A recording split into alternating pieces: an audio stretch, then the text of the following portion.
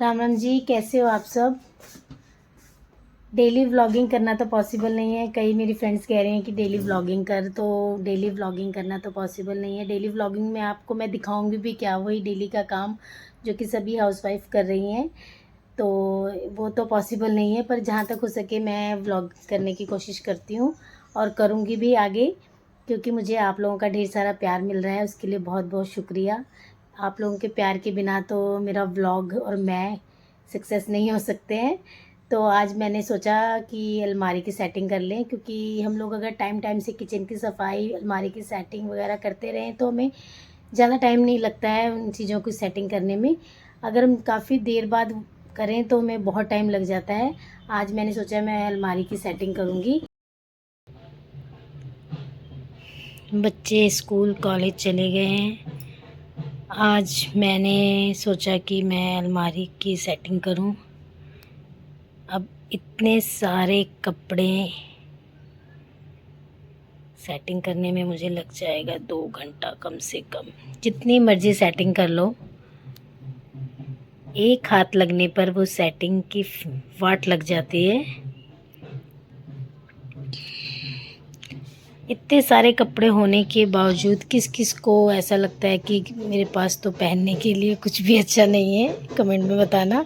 ज़्यादा तो लेडीज़ ही हैं, गर्ल्स हैं जिनको ऐसा फील होता है। जेंट्स तो घर पे भी घर के कपड़े पा के भी चल पड़ते हैं, कहीं पे भी जाना हो उनको तो कपड़े चेंज करने में इतना झंझट लगता है कि चल छोड़ परे, यही ठीक है, यही ठीक है। तो आज मैं करने जा रही हूँ घर की अलमारी की सेटिंग।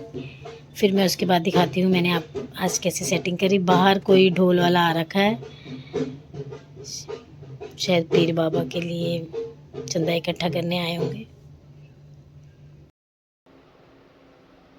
1.5 घंटा लगा मुझे। अलमारी अभी भी आधी सेट हुई है। कुछ कपड़े यहाँ पड़े हैं जिन्हें अब हम बेड में डालेंगे, और कुछ कपड़े अभी मुझे वो भी सेट करने हैं। लंच बनाने का टाइम हो गया है, अब मैं जा रही हूँ लंच बनाने। फिर लंच के बाद जो थोड़ा बहुत रह गया है काम वो करूँगी। आज मैं लंच में बना रही हूँ ब्लैक चने। मैं ब्लैक चने हो या वाइट चने जो भी हो, उसमें ना खड़े मसाले बॉईल करते टाइम ही डाल देती हूँ, फिर उनको ना निकाल देती हूँ, क्योंकि बच्चों को वो फिर खाते टाइम मुँह में आता है तो फिर वो पसंद नहीं करते हैं, ये क्यों डाला है बोलते हैं। इसलिए फिर मैं उनका सारा फ्लेवर बॉईल करते टाइम उसमें आ जाता है, तो फिर और वैसे दूसरे खड़े मसाले जीरा अजवाइन वगैरह वो बाद में डाल लो।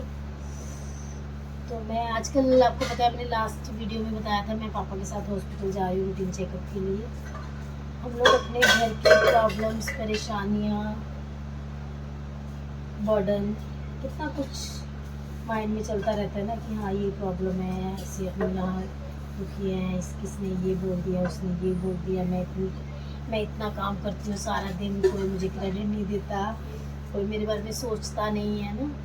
पर अगर हम हॉस्पिटल जाते हैं ना तो हमें वहाँ जाके पता चलता है कि दुनिया, लोग कितने दुखी हैं।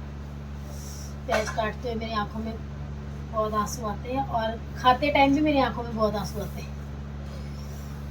तो मैं ये बता रही थी आपको कि जब हम हॉस्पिटल जाते हैं ना, वहाँ जाके हमें पता चलता है कि लोग कितने परेशान, कितने दुखी हैं। असली परेशानी, बर्डन, दुख, डिप्रेशन, सब कुछ वहाँ देखने को मिलता है।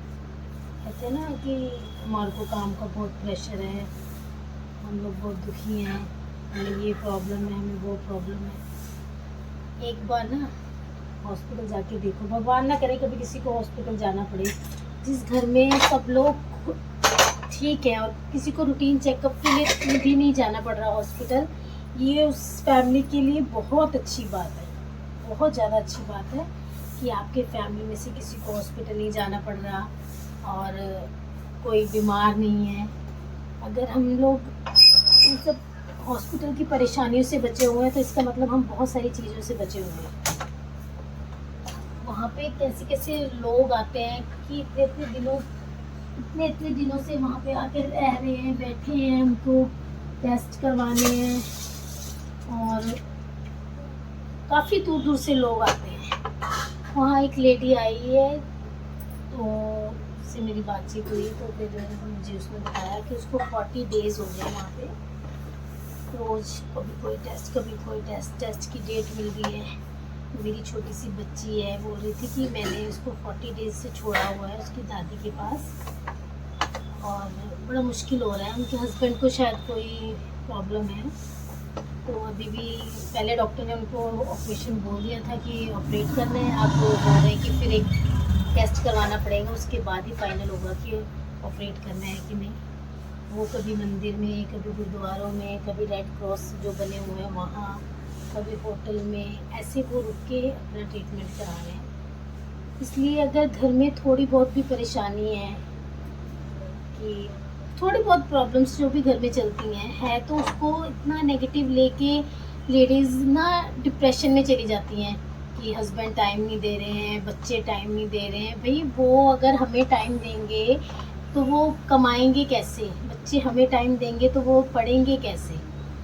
हाँ, हमको भी उनके टाइम की ज़रूरत है, मैं ये नहीं कहती कि हमें ज़रूरत नहीं है उन सब चीज़ों की, ज़रूरत है हमें, पर हम उनके ऊपर प्रेशर नहीं कर सकते ना इन सब चीज़ों का। उनको खुद भी तो अपने काम की टेंशन है, बच्चों को अपनी स्टडी की टेंशन है। और बच्चे सुबह निकल जाते हैं, शाम को आते हैं अपना कॉलेज करके, एक्स्ट्रा क्लासेस करके, है ना। तो हम भी अपनी लाइफ में बहुत बिजी हैं, हमारे भी घर के काम ख़त्म नहीं होते हैं।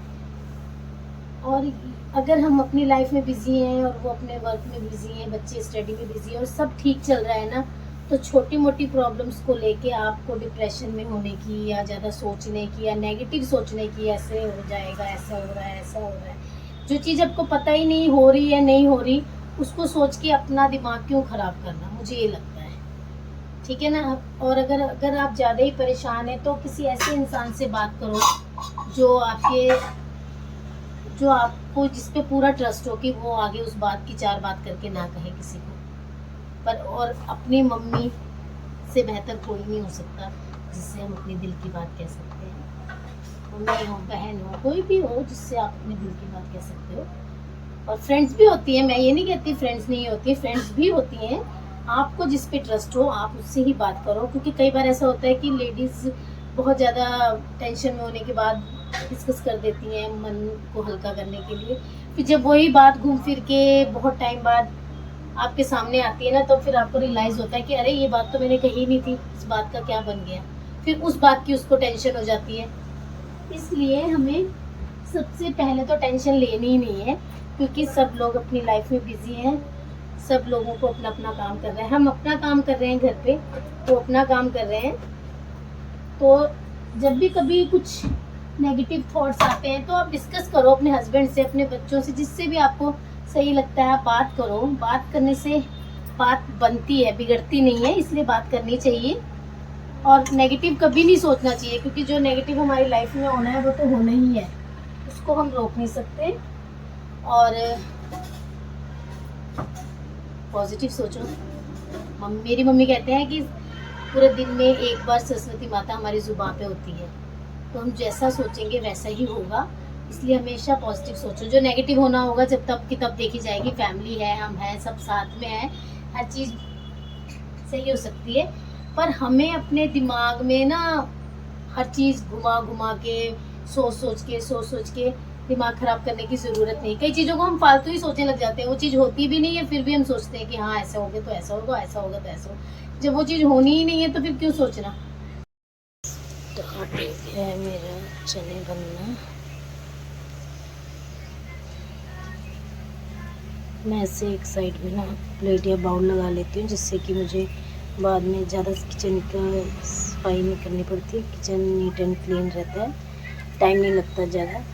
हम लेडीज़ जहाँ तक हो सके हमें अपना टाइम सेव करने के लिए ऐसी टेक्निक यूज़ करनी चाहिए, क्योंकि अगर एक ही जगह सारे छिलके वगैरह होते हैं तो वो एक बैग में अलग से हम लोग स्टोर कर सकते हैं, और किचन की क्लीनिंग के लिए टाइम ज़्यादा नहीं लगता है। अब टमाटर थोड़े से सस्ते हो गए हैं, तो फिर ज़्यादा टमाटर डलने लगे अब सब्जियों में।